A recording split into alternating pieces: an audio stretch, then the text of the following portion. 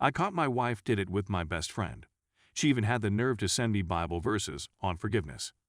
Part 2. I returned to work because I needed to be occupied. Distracting myself has definitely helped me deal, and I don't drink as much as I used to. I got a letter from Sue one day at work. I was about to toss it away when I decided to read it. She discussed her individual therapy and how it helped her find some underlying difficulties with herself. The most significant of them is her poor self-esteem. She confessed that the disparity in our appearance made her extremely self-conscious, and that deep down she wanted to be desired by someone other than me. Her sister, she claims, has always been considerably attractive than her, which has led to her poor self-esteem. She said that, despite the fact that she was aware that I was drawn to her and that I made her feel attractive, she sought reinforcement from someone else. She apologized once again, saying it wasn't an excuse and that she was merely searching for a method to ensure it never happened again if I choose to give her another opportunity. She then asked if we might attempt marital therapy to help us work things out. At this time, I had yet to react to anything she or her family had given me. As a result, I just disregarded it. Anyway, I initiated the divorce process, and the first order of business was to divide our funds, which I couldn't do without her approval. We both have individual accounts, as well as a joint savings account, and I'm unable to withdraw what I'm entitled to without her. Despite the fact that I earn substantially more than she does, and have contributed the most to the money in that account, I'll most likely have to share it with her 50/50. Therefore, I just filed the divorce papers. She was served a few weeks ago, and the monkey show began shortly after. She arrived at my residence with the divorce petition in her hands on the same day she was served. I'm not sure how she discovered where I was. We simply gazed at one another for what seemed like an eternity, and all the sorrow from that night returned. All of my feelings returned with fresh strength. I nearly burst into tears again, but I didn't. She seemed to be weeping as she raced towards me and attempted to embrace me. I gently pulled her away, and she burst out laughing. She began yelling, wondering why I was giving up on us so quickly and if we couldn't simply talk it out. I assumed I simply wanted to get away from her at this point. Looking at her made me feel a variety of emotions, so I wanted to get away before I did or said something I would later regret. When I attempted to return to my vehicle, she flung herself on the hood. I asked her what she wanted, and she replied she simply wanted to speed things out, that we couldn't terminate our marriage in such a way until we cleared the air. I gave in since she was obviously not accepting no for an answer and was causing a commotion. When we arrived at my place, I just sat down and listened to what she had to say. She said once again that she would do everything to salvage our marriage, that she does not love Dave, and that she is sorry. She said that she'd done some study on how we may proceed and proposed a trial separation. During this separation, she told me that I could date anybody I wanted, but that I should postpone the divorce to allow her the opportunity to restore our friendship, and eventually our marriage.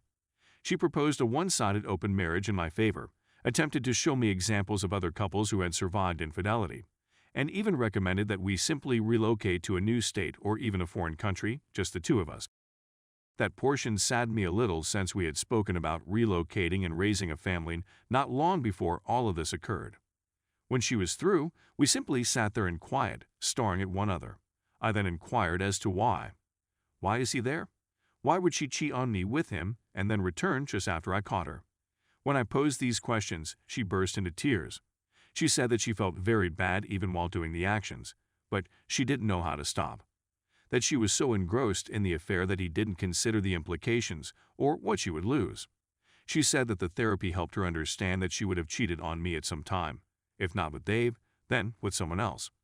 This was meant to be due to the same underlying concerns that were making me uncomfortable. Then it sprang out.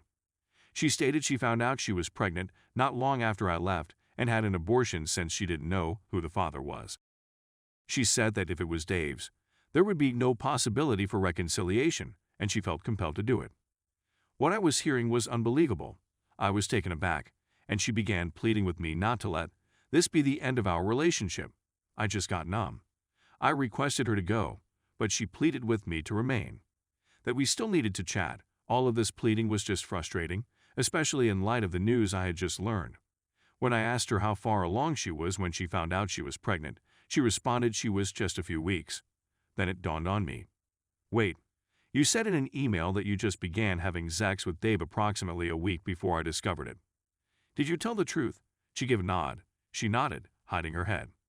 She said that she simply said that because she didn't want to offend me with the facts and was attempting to downplay the situation. She said that it had been physical for less than a month. She attempted to comfort me, but I pushed her away. I begged her to go and not return. She attempted to say something, but I simply yelled at her to go.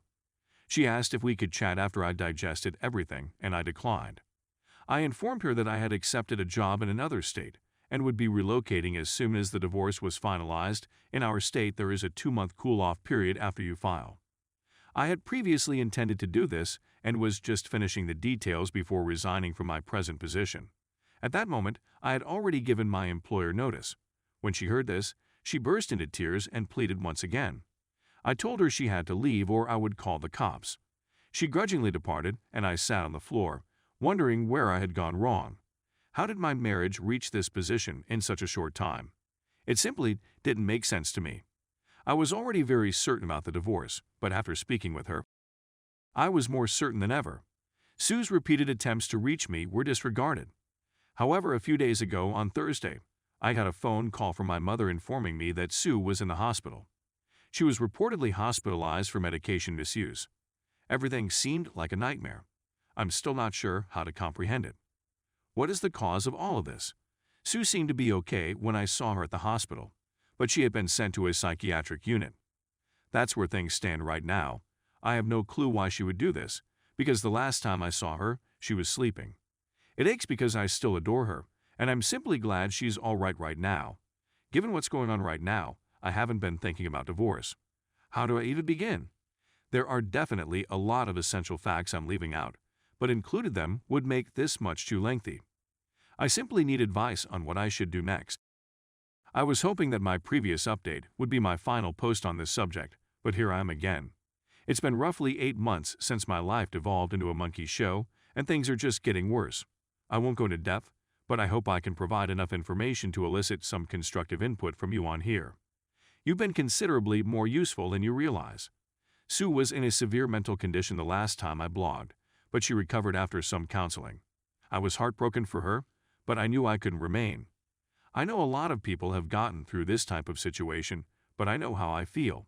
If I remained, I'd be doing more damage than good to myself and her.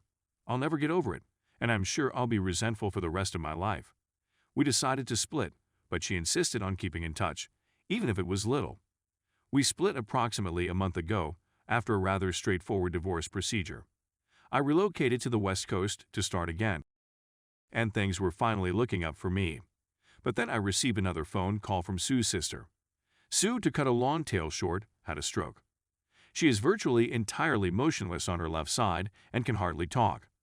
I can't even express how upsetting it was to hear, much alone how sad I felt when I went to see her. She can resemble the person I remembered, and she constantly cried when she saw me.